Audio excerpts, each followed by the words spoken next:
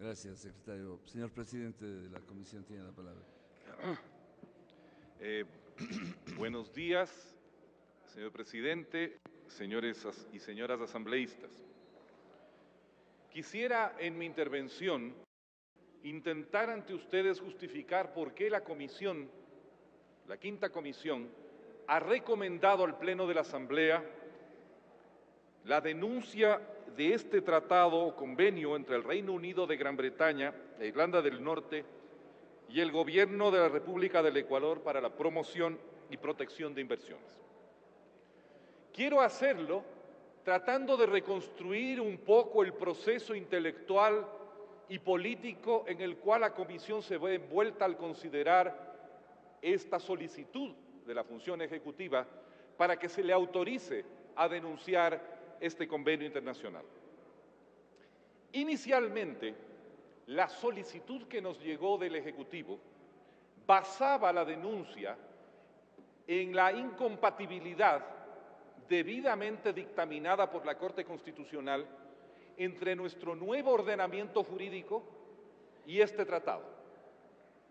Como es bien sabido por ustedes, nuestra Constitución ordena que los tratados internacionales estén conformes con nuestro ordenamiento jurídico y sobre todo con nuestra Carta Fundamental.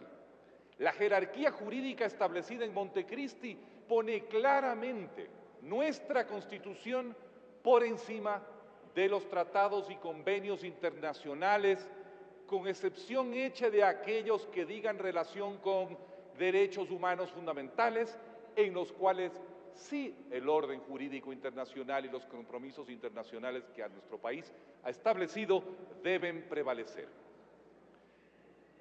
El argumento inicial, por lo tanto, al cual nos enfrentamos era de tipo constitucional.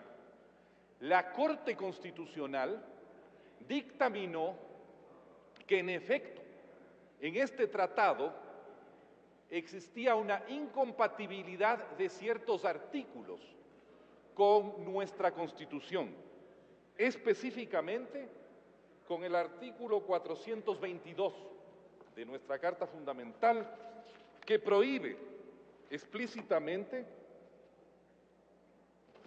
que nosotros podamos delegar o abandonar nuestra jurisdicción soberana y de nuestras instituciones en organismos arbitrales. Esta prohibición tiene que ver con los posibles litigios que pudiesen darse entre el Estado ecuatoriano y particulares.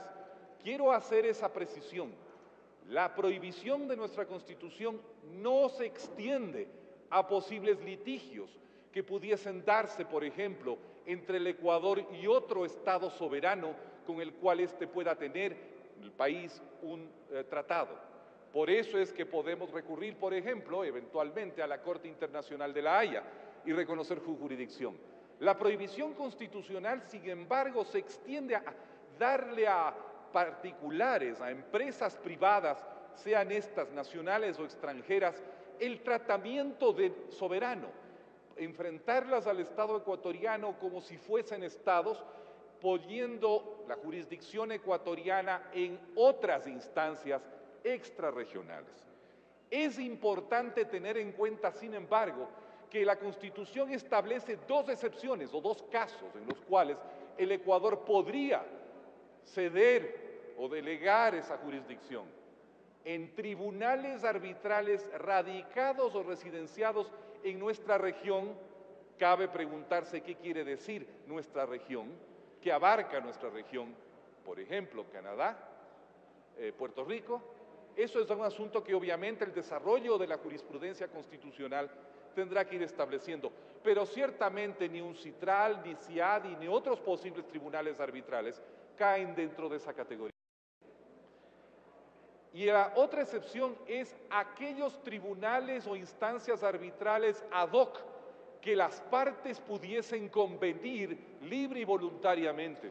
O sea, que en el propio tratado se establezca que, por ejemplo, el Ecuador y la contraparte tendrán una posibilidad de designar un tribunal arbitral de mutuo consentimiento.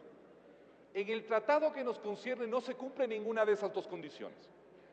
Es claro que nosotros estábamos delegando nuestra soberanía en el CIADI, en un tribunal arbitral que además nuestro Estado ya ha denunciado y por lo tanto en el cual nosotros no podemos obviamente seguir remitiendo nuestras posibles controversias con particulares.